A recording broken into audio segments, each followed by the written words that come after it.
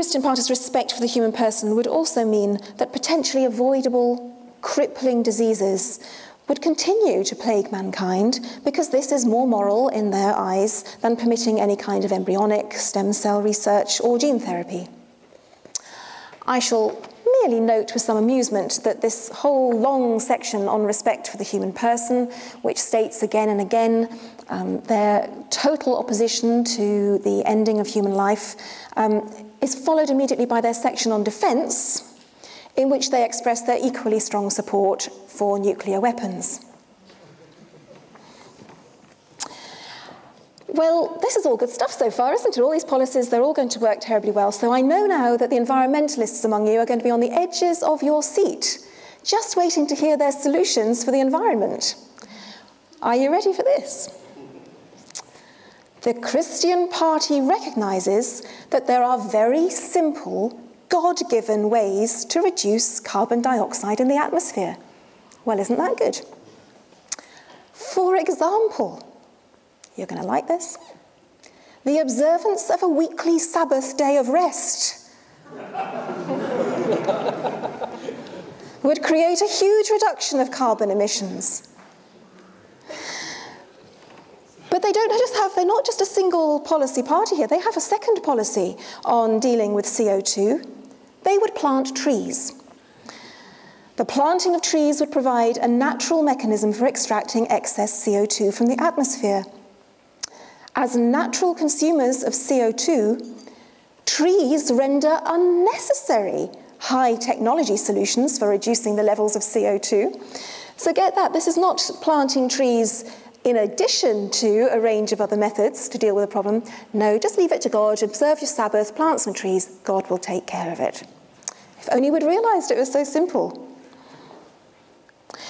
It's clear from the Christian Party manifesto that what they really want for the United Kingdom is a society in which our hard-won freedoms and social advances are completely thrown away, to be replaced by a return to the bad old days. The bad old days when women met with disapproval if they decided they didn't want to be mothers or wives, or worse still, if they decided they wanted to be mothers outside of marriage.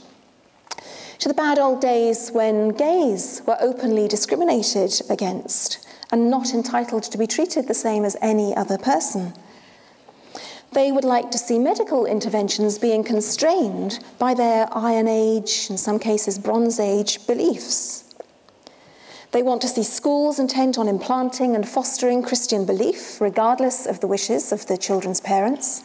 They want to see biblical myth put on the same level as properly substantiated science.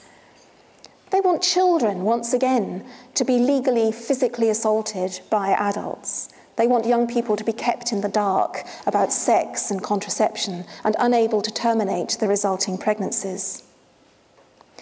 They want a society in which crippling and excruciating diseases just have to be put up with rather than eradicated, and in which it is more important to honour the Sabbath than to allow a suffering person who wishes to die the right to do so in peace and with dignity. Well, there is some good news in all this, and that is that the Christian Party stands no chance whatsoever of ever being elected. It stands precious little chance of ever even getting a single MP, and that would still hold true even if we changed to a system of proportional representation in the UK, as might happen. So, I mean, just in terms of the numbers, why I'm saying that they could never be elected. In the most recent UK election, the Christian Party got roughly just over 18,500 votes, and there were over 29.5 million votes cast. So they got 0.06% of the popular vote. So that being the case, you might be wondering why I'm bothering to talk about it at all. Perhaps it isn't really an issue. But I think it is still an issue because in our society, winning elections, winning seats in Parliament is only one way of exerting influence. If you can find ways to exert influence over those who have been elected or those who have been appointed to power, then you still have a good chance of seeing some of your policies turned into practice. And the Christian Party manifesto makes it perfectly clear what changes evangelical Christians would like to see in the UK. And there's no shortage of powerful Christian lobby organisations that are working extremely hard to bring them about. One of these is called the Christian Institute. It's a campaign organisation. It lobbies very hard with members of Parliament and with our unelected peers in the House of Lords. And it's the Christian Institute that has supported and financed and publicised a number of recent employment law cases when Christians have taken their former employers to court because the Christians have been dismissed from their jobs and the Christians were trying to claim that it was on the basis of discrimination. In practice, in nearly all of these cases, what happened was that the Christian employees simply refused to provide their services to gay people, again, on equal terms with everyone else. Anyway, through the lobbying of MPs and peers and the financing of these court cases and the publicising of stories of the alleged persecution of Christians, the Christian Institute is continually putting pressure on our legislators and employers to create a pro-Christian environment in which Christian beliefs are given special treatment. Listen to this from its website. The Institute affirms its commitment to freedom for, not freedom from, religion. That's not me saying that, that's them. No state can be neutral in terms of morality or religion. When a state has a majority who claim allegiance to one religion, it may not enforce that one religious belief. There will, however, inevitably be a privileging of that religion at certain public ceremonies such as Thanksgivings, funerals of public figures, and rituals and prayers at the beginning of parliaments. Also, it will be privileged in education, whilst ensuring opt-outs for those of other faiths and none. By the way, that's one tiny place where they slightly differ from the Christian Party. I don't know whether you remember, the Christian Party was saying no opt-outs for anyone, but the Christian Institute is much more liberal. They will allow people to opt out. To fail to privilege one religion would be for the state positively to endorse either a secular humanistic philosophy, which results in atheism, or a multi-faith philosophy, which is opposed by faithful people in all religions. Currently, Christianity is privileged in the United Kingdom, where the majority claim a Christian allegiance. Cf. the Coronation Oath and the National Census in 2001, in which 72% of all people in England and Wales stated their religion as Christian. I'll come back to that figure. The Christian Institute sees this as entirely appropriate and is committed to the ideals behind the current Coronation Oath, whatever future form of constitution the UK may have. Well, we couldn't wish for a clearer statement, could we, of their determination to ensure that Christian beliefs are privileged in all areas of public life. Whether on the question of marriage, the role of parents, abortion, euthanasia, genetic research involving embryos, religious freedom, or the role of the state, the Christian Institute actively promotes an agenda which is entirely in tune with the Christian Party manifesto. Another section, it also shares the complete obsession with homosexuality. Another section on the Christian Institute's website lists what it calls religious liberty cases. Cases that are supposed to demonstrate society's increasing intolerance towards Christianity and persecution of Christians. And it gives 12 of these examples, and every single one of them is about homosexuality. Nor is the Christian Institute the only organisation lobbying to promote this agenda. There's the Christian Legal Centre, Christian Concern for Our Nation, the Evangelical Alliance, and no doubt there are many more.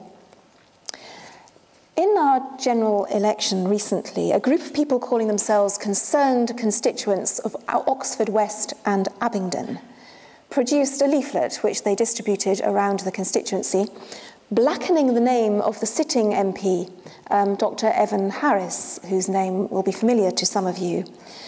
They used the term Dr. Death to describe him because of his support for the liberalisation of the law on abortion and embryonic research and euthanasia.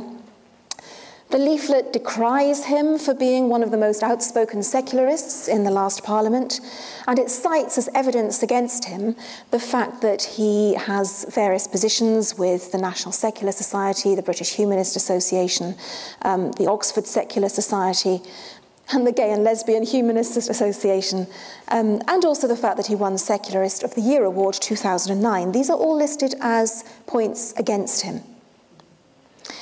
The leaflet also lists all the times when Evan Harris voted against legislation in Parliament which, if passed, would have further privileged Christians in our public life.